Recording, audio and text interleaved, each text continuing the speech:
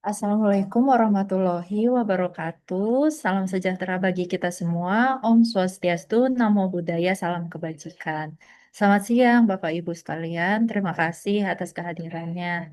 Nah, mungkin sebelum memulai acara hari ini, marilah kita awali dengan berdoa. Berdoa menurut agama dan kepercayaan masing-masing dipersilakan. Pada hari ini kita berkumpul untuk rapat membahas strategi penyediaan rumah layak dan terjangkau yang menjadi salah satu pilar penting dalam membangun ketahanan nasional. Nah, rapat ini dihadiri oleh 8 stakeholder yang berasal dari Kementerian PKP, Direktorat Perumahan dan Infrastruktur Kawasan Permukiman Bappenas, Dinas Perumahan Pemda, Kemenkeu, pengembang perumahan, pihak bank, akademisi, dan perwakilan dari masyarakat. Untuk memulai agenda hari ini, mari kita dengarkan paparan awal dari Kementerian PKP. Baik, terima kasih atas waktu dan tempatnya. Perkenalkan saya Ainan dari Biro Perencanaan dan Kerjasama Kementerian Perumahan dan Kawasan Permukiman. Pada hari ini saya akan memaparkan bahan rapat sebagai pembahasan mengenai perencanaan program untuk membangun ketahanan nasional melalui penyediaan rumah layak dan terjangkau. Nah, saat ini permasalahan utama perumahan di Indonesia adalah terkait tingginya backlog perumahan nasional, di mana backlog kepemilikan itu telah mencapai 9,9 juta unit, sedangkan backlog kelayakan mencapai 26,9 juta unit. Nah, Kemen PKP sebagai enabler dan koordinator berupaya untuk dapat mengatasi dengan menyiapkan prioritas program perumahan seperti program rumah subsidi melalui skema FLPP, Tapera, dan pembangunan rumah swadaya. Namun, perlu koordinasi dari seluruh pihak agar target ini dapat tercapai. Sehingga pada rapat hari ini, kami akan membuka ruang kepada pihak lain dan stakeholder lain untuk dapat mendiskusikan perencanaan program dalam rangka membangun ketahanan nasional melalui penyediaan rumah layak dan terjangkau. Baik, terima kasih untuk mengawali diskusi hari ini. Mari kita dengarkan pendapat dari Bappenas bagaimana hal ini bisa selaras dengan RPJMN. Ya, baik. Bisa kita lihat sendiri dalam RPJMN 2025 sampai 2029, penyediaan perumahan layak dan terjangkau menjadi salah satu agenda prioritas nasional. Nah, perumahan rakyat bukan hanya pemenuhan kebutuhan dasar, tetapi juga instrumen penting untuk memperkuat ketahanan sosial dan ekonomi. Nah, penyediaan hunian yang layak akan meningkatkan kualitas hidup, mendorong pemerataan pembangunan wilayah, serta mengurangi kesenjangan. Untuk itu, dibutuhkan sinergi lintas sektor, mulai dari pembiayaan, regulasi, hingga penyediaan infrastruktur dasar, agar target penurunan backlog perumahan dapat tercapai sesuai arah pembangunan jangka menengah dan jangka panjang. Dari perspektif ketahanan nasional, rumah layak dan terjangkau juga memberi efek domino, di mana data BPS menunjukkan bahwa terdapat sekitar 16,4 juta rumah tangga yang menempati rumah tidak layak huni pada tahun 2022.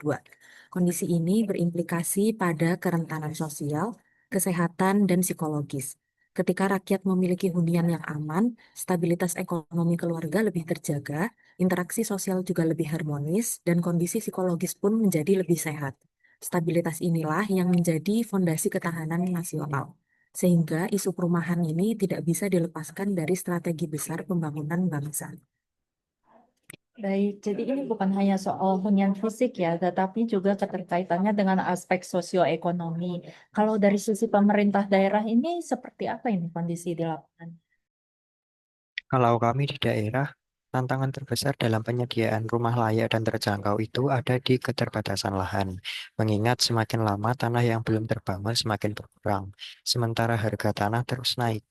Di samping itu juga dalam RDRW Rencana Tata Ruang dan Wilayah, sesuai Perda, ada wilayah-wilayah yang dikunci sebagai lahan sawah dilindungi, sehingga penyediaan rumah terjangkau butuh dukungan regulasi yang jelas. Kami juga menghadapi kendala regulasi seperti penerbitan PBG, persetujuan bangunan gedung, dan SLF, sertifikat layak fungsi. Jika perizinan bisa lebih sederhana, pembangunan rumah untuk MBR bisa lebih cepat. Baik, berarti kendalanya ada pada lahan yang terbatas dan dukungan regulasi yang kurang ya. Kalau dari sisi pembiayaan, seperti apa pandangan dari Kementerian Keuangan?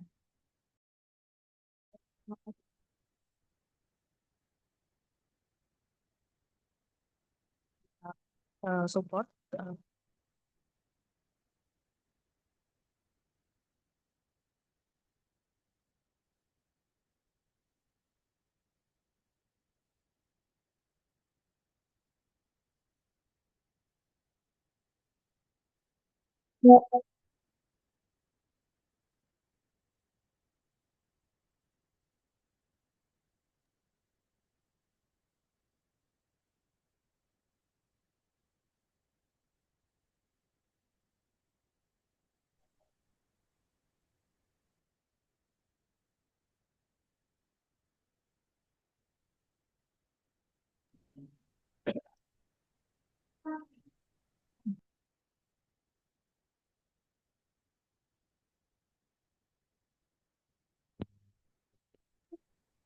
Mungkin bisa diulangi sekali, Ibu dari Kementerian Keuangan terkait mendapatnya, karena ada kendala suara dari kamu untuk mendengarkan.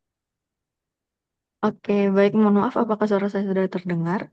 Sudah terdengar. Oke, baik. Sebelumnya mohon maaf ya teman-teman. Mungkin dari sini saya mau menanggapi dari sisi keuangan itu sendiri kali ya. Karena dari sisi keuangan kita bisa support segi pembiayaannya ya. Di mana kita bisa nyiapin subsidi bunga KPR, lalu juga memberikan dukungan fiskal untuk program FLPP itu sendiri. Dan juga kita akan mendorong Tapera supaya bisa berjalan lebih optimal lagi. Karena bisa kita katakan bahwa segi keuangan negara itu cukup penting gitu dalam memastikan akses perumahan rakyat itu tetap terjangkau. Dan juga untuk saat ini, kami dari keuangan sedang mengkaji insentif pajak bagi pengembang yang berfokus pada sektor rumah sederhana itu sendiri. Baik, solusi yang sangat variatif dan strategis juga ya. Baik, mungkin kita bisa mendengarkan pandangan dari pihak pengembang seperti apa ini. Baik, terima kasih sebelumnya atas kesempatan yang diberikan. Pada kesempatan kali ini, kami dari sisi pengembang, kendala utama dari kami itu sebenarnya adalah harga material bangunan yang kian fluktuatif ya. Kami senantiasa siap membantu program pemerintah, tapi kita juga butuh bantuan kemudahan, misalkan dari keringanan pajak, proses perizinan yang cepat, dan kemudahan akses lahan juga. Jika itu bisa dipenuhi, kami bisa membangun rumah lebih layak dan dengan harga yang terjangkau. Selain itu, kami dari pengembang juga menyambut dengan baik dengan adanya program kredit program perumahan yang baru dicanangkan oleh Kementerian PKP belakangan ini. Harapannya dengan program tersebut, kami dari pihak pengembang bisa lebih cepat dalam menyediakan perumahan dengan kualitas yang baik, nyaman, dan layak huni. Terima kasih. Baik, jadi memerlukan insentif sehingga bisa fokus ke kualitas bangunan dan keterjangkauan ya. Dan apakah dari sisi bank ada dukungan untuk mendorong hal ini?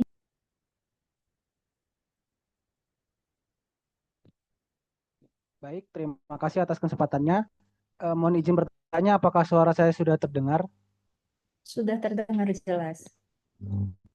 Baik, terima kasih atas kesempatannya. Perkenalkan, saya Rizaki dari perwakilan Bank Penyalur. Kami mendukung lewat skema KPR subsidi dengan bunga rendah. Jadi KPR pada umumnya DP-nya 10%, akan tetapi dengan FLPP DP-nya bisa hanya 1%. Lalu bunga KPR pada umumnya itu 6-10%, dan sedangkan dengan FLPP kita bunganya hanya 5%. Jadi bisa dikatakan untuk KPR subsidi akan sangat meringankan masyarakat berpenghasilan rendah. Dan kami dari bank siap untuk mensupport program dari Kementerian PKP. Namun, masyarakat juga perlu literasi keuangan. Banyak keluarga yang sebenarnya mampu mencicil, tapi tidak tahu cara mengakses program ini. Kami siap bekerja sama dengan Pemda dan Kementerian PKP untuk sosialisasi program ini.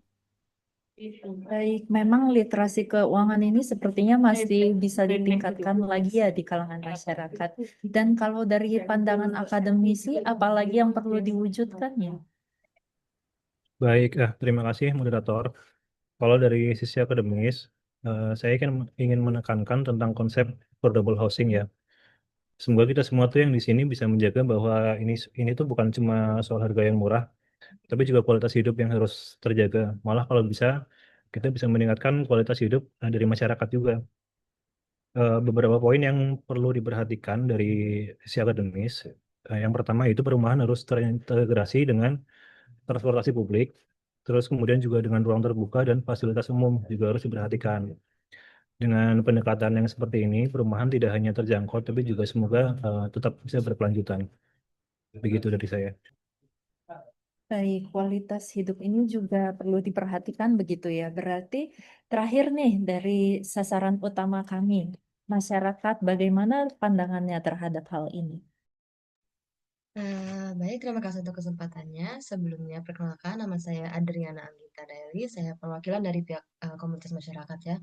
Untuk pandangan masyarakat, terutamanya kondisi saat ini, banyak warga kami itu masih banyak membangun rumah itu secara swadaya.